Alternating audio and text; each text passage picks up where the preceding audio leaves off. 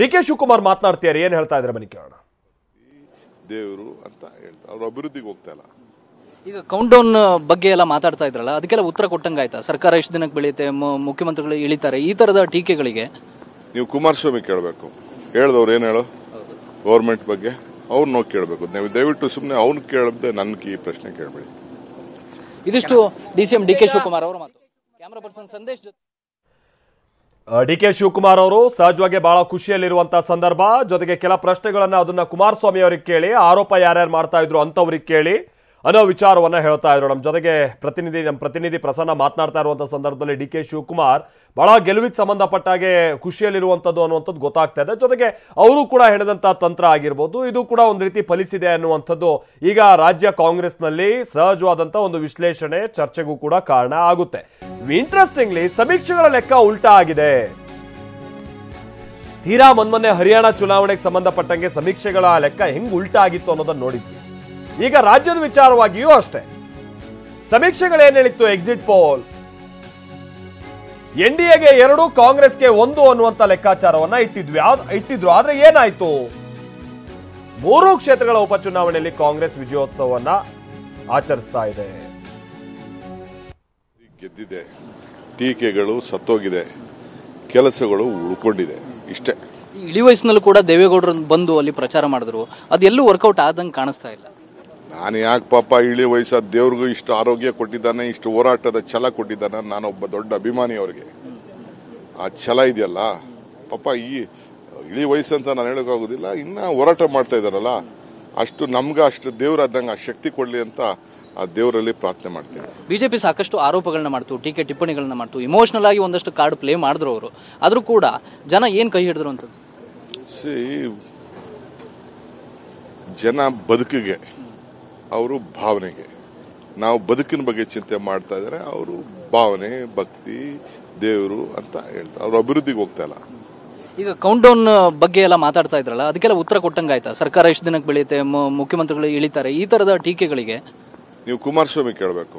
ಹೇಳ್ದವ್ರು ಏನ್ ಹೇಳೋ ಗೌರ್ಮೆಂಟ್ ಬಗ್ಗೆ ಅವ್ರನ್ನ ಕೇಳಬೇಕು. ನೀವು ದಯವಿಟ್ಟು ಸುಮ್ಮನೆ ಅವ್ನು ಕೇಳದೆ ನನ್ಗೆ ಈ ಪ್ರಶ್ನೆ ಕೇಳಬೇಡಿ. ಇದಿಷ್ಟು ಡಿಸಿಎಂ ಡಿ ಕೆ ಶಿವಕುಮಾರ್.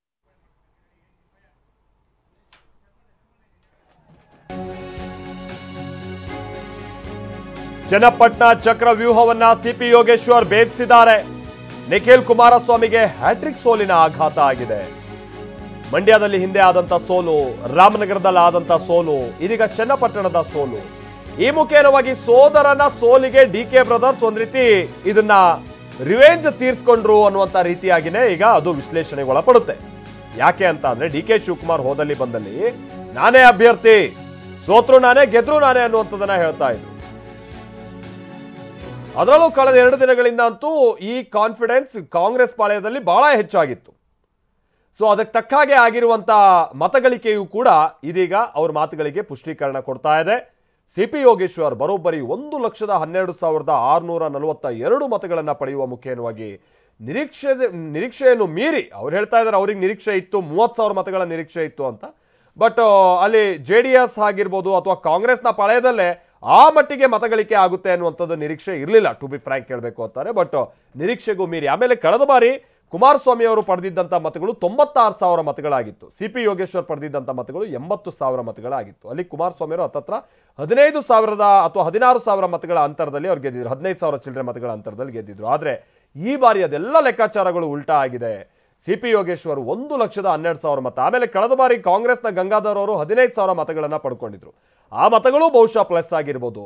ಮತ್ತೆ ನೀವು ಇವತ್ತು ಬೆಳಗ್ಗೆಯಿಂದ ಏನಾದ್ರು TV9 ನಲ್ಲಿ ಕೌಂಟಿಂಗ್ ವಿಚಾರವನ್ನ ನೋಡ್ತಾ ಇದ್ರೆ ನಿಮ್ಗೊಂದು ವಿಚಾರ ಗೊತ್ತಾಗ್ತಾ ಇತ್ತು. ಅದೇನು ಅಂತಾನೆ ನಾವು ಮೊದಲಿಂದನೂ ಹೇಳ್ತಾ ಇದ್ವು, 7, 8, 9, 10 ಇದೆಯಲ್ಲ, ಈ ರೌಂಡ್ಸ್ ಬಹಳ ನಿರ್ಣಾಯಕ ಅನ್ನುವಂಥದ್ದು ನಿಖಿಲ್ ಕುಮಾರಸ್ವಾಮಿ ಅವರಿಗೆ. ಯಾಕೆ ಅಂತ ಅಂದ್ರೆ ಟೌನ್ ಮತದಾರರ ಬೂತ್ಗಳು ಆ ಟೈಮ್ನಲ್ಲಿ ಓಪನ್ ಆಗುತ್ತವೆ, ಮತಗಟ್ಟೆಗಳು ಓಪನ್ ಆಗುತ್ತೆ ಅಥವಾ EVM ಓಪನ್ ಆಗುತ್ತೆ. ಆ ಟೈಮ್ನಲ್ಲಿ ಯಾರು ಮುನ್ನಡೆಯನ್ನ ಸಾಧಿಸ್ತಾರೋ ಅವ್ರಿಗೆ ಹೆಚ್ಚಿನ ಅನುಕೂಲ ಅನ್ನುವಂಥದ್ದು ಎಕ್ಸಾಕ್ಟ್ಲಿ ನಾವು ಹೇಳದಂಗೆನೆ 7, 8, 9, 10 ಆ ಬೂತ್ಗಳು ಓಪನ್ ಆಗ್ತಾ ಇದ್ದ ಹಾಗೆ ಆ ರೌಂಡಲ್ಲಿ ಇಲ್ಲಿ ಯೋಗೇಶ್ವರ್ ಅವರು ಬಹಳ ಮುನ್ನಡೆಯನ್ನ ಸಾಧಿಸಿದ್ರು. ಬರೀ ಆ 4 ರೌಂಡಲ್ಲೇ ಹೆಚ್ಚು ಕಡಿಮೆ ಅವರು 23,000 ಮತಗಳಿಕೆ ಆಯಿತು. ಅದು ಟೌನ್ನಲ್ಲಿದ್ದಂಥ ಮತಗಳು, ಅದರಲ್ಲಿ ಅಲ್ಪಸಂಖ್ಯಾತರ ಮತಗಳು ಕೂಡ ಅವ್ರು ಕೈ ಹಿಡಿದಿದೆ ಅನ್ನುವಂಥದ್ದು ಬಹಳ ಕ್ಲಿಯರ್ ಆಗಿ ಗೊತ್ತಾಯಿತು. ಕೆಪಿಸಿಸಿ ಕಚೇರಿಯಲ್ಲಿ ಡಿಸಿಎಂ ಡಿ ಕೆ ಶಿವಕುಮಾರ್ ಕೆಲ ಹೇಳಿಕೆಯನ್ನ ಕೊಟ್ಟಿದ್ದಾರೆ. 3 ಕ್ಷೇತ್ರದಲ್ಲಿ ಕಾಂಗ್ರೆಸ್ ಅಭ್ಯರ್ಥಿಗಳಿಗೆ ಜನ ಮತ ನೀಡಿದ್ದಾರೆ. ಗ್ಯಾರಂಟಿ ಮತ್ತು ಅಭಿವೃದ್ಧಿ ಕೆಲಸಗಳನ್ನ ಮೆಚ್ಚಿ ಜನ ಮತ ಹಾಕಿದ್ದಾರೆ. ಸಮೀಕ್ಷೆಗಳು ಸುಳ್ಳಾಗುತ್ತವೆ ಅಂತ ನಾನು ನಿನ್ನೆ ಸಂಜೆನೇ ಹೇಳಿದ್ದೆ ಅಂತಲೂ ಕೂಡ ಅವ್ರು ಹೇಳಿದ್ರು. ಇನ್ಫ್ಯಾಕ್ಟ್ ಡಿ ಕೆ ಶಿವಕುಮಾರ್ ಖಂಡಿತ ಹೇಳಿದ್ರು ಆ ಮಾತನ್ನ. ಆ ವಿಚಾರವನ್ನ ಈಗ ಅವರು ಪುನರುಚ್ಚರಿಸಿದ್ದಾರೆ. ಕರ್ನಾಟಕ ರಾಜ್ಯದಲ್ಲಿ ಇವತ್ತು 2028ರ ಚುನಾವಣೆಯ ದಿಕ್ಸೂಚಿಗೆ ಕರ್ನಾಟಕ ರಾಜ್ಯದ ಮಹಾಜನತೆ ಬದುಕನ್ನ ಕಟ್ಕೊಳ್ಬೇಕು ಅಂತ ಹೇಳಿ ಒಂದು ದೊಡ್ಡ ಸಂದೇಶವನ್ನ ಕೊಟ್ಟಿದ್ದಾರೆ. ನಿನ್ನೆ ಸಾಯಂಕಾಲ ನಾನು ಹೇಳಿದೆ, ನಿಮ್ಮ ಸಮೀಕ್ಷೆ ಸುಳ್ಳಾಗ್ತದೆ, ಚುನಾವಣೆ ಸಮೀಕ್ಷೆಗಳ ಬಗ್ಗೆ ನನಗೆ ನಂಬಿಕೆ ಇಲ್ಲ. ಮಾಧ್ಯಮಕ್ಕೆ ನಾವು ಮಾಡೋ ಸಿಸ್ಟಮೇ ಬೇರೆ, ಒಬ್ಬ ರಾಜಕಾರಣಿಗಳಾಗಿ ನೀವು ಮಾಡೋದೇ ಬೇರೆ ಅನ್ನೋದನ್ನ ನಾನು ಹೇಳಿದೆ. ಕೆಲವು ಕ್ಷೇತ್ರದ ಸೋಲು ಗೆಲುವು ನಂದೇ ಅಂತ ಕೂಡ ನಾನು ಹೇಳಿದ್ದೆ. ಇವತ್ತು 3 ಕ್ಷೇತ್ರಗಳ ಚುನಾವಣೆ. ಸೊ ಇದು ಸರ್ವೆ ವಿಚಾರವಾಗಿ ಯಾಕೆ ತನ್ನ ಕಾನ್ಫಿಡೆನ್ಸ್ ಇಲ್ಲ ಅನ್ನುವಂತ ಅವ್ರು ಹೇಳ್ತಾ ಇದ್ರು. ಸಿ.ಪಿ. ಯೋಗೇಶ್ವರ್ ಕಲೆಗಾರರು, ಚಿತ್ರನಟರು, ಯಾವ ಟೈಮಲ್ಲಿ ಏನ್ ಹೇಳ್ತಾರೆ ಗೊತ್ತಾಗಲ್ಲ. ಬೆಂಗಳೂರಿನಲ್ಲಿ ಡಿಸಿಎಂ ಡಿ.ಕೆ. ಶಿವಕುಮಾರ್ ಕೊಟ್ಟಿರುವಂತ ಹೇಳಿಕೆ ಇದು.